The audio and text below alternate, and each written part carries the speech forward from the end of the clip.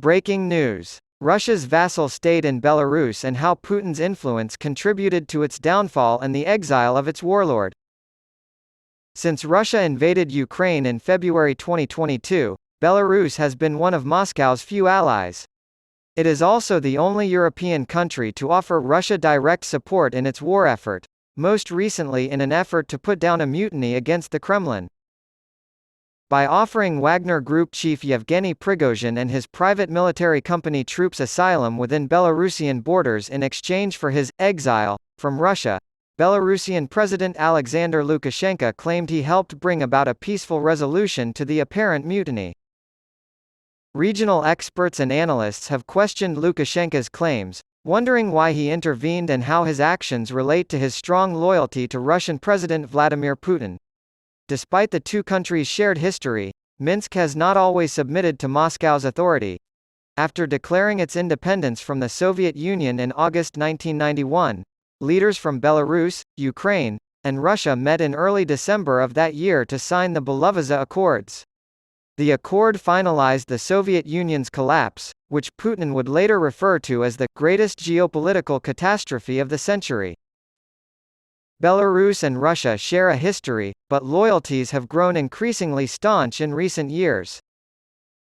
According to Peter Ruff, senior fellow and director of the Hudson Institute's Center on Europe and Eurasia, Belarus is a de facto vassal of Russia, as he explained to Fox News Digital.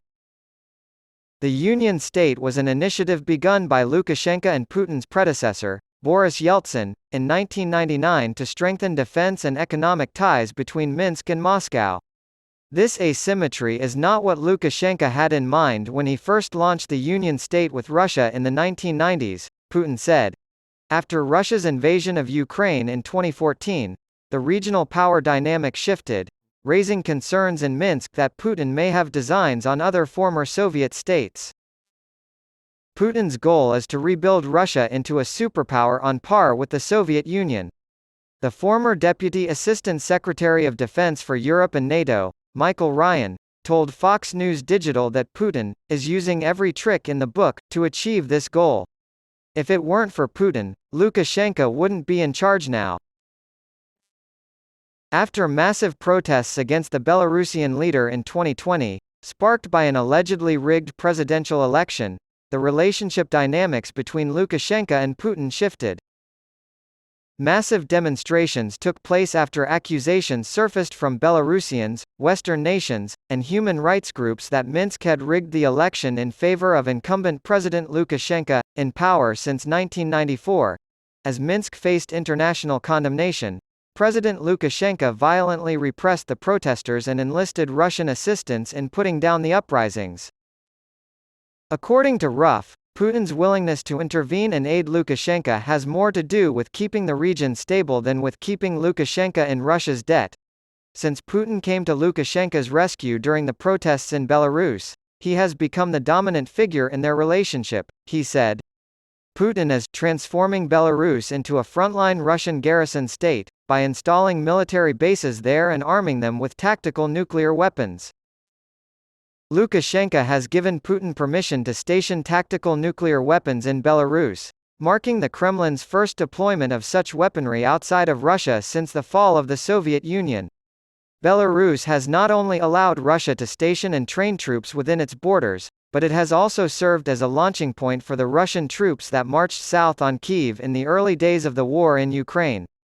After Prigozhin's troops were mistreated on the front lines by the Russian Ministry of Defense, Prigozhin ordered them to march on Moscow in a «march for justice» this past weekend, drawing Belarus back into the fallout from Russia's war in Ukraine.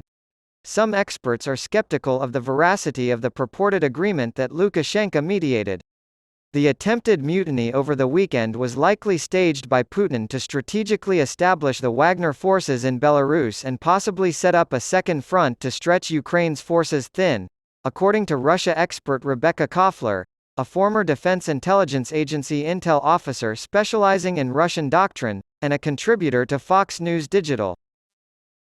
Lukashenko became the beneficiary of Putin's nuclear weapons, so Lukashenko supposedly negotiating Prigozhin's exile was in on it, she claimed, suggesting that she believes the Belarusian leader is aware of a Putin-directed scheme.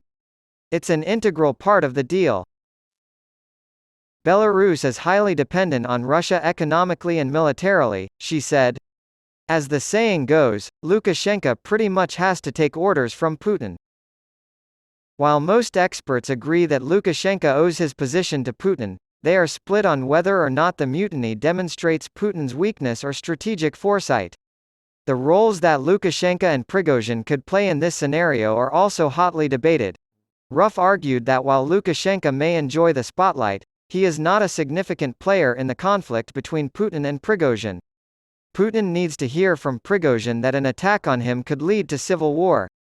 Lukashenko has no bearing on any of these considerations or choices.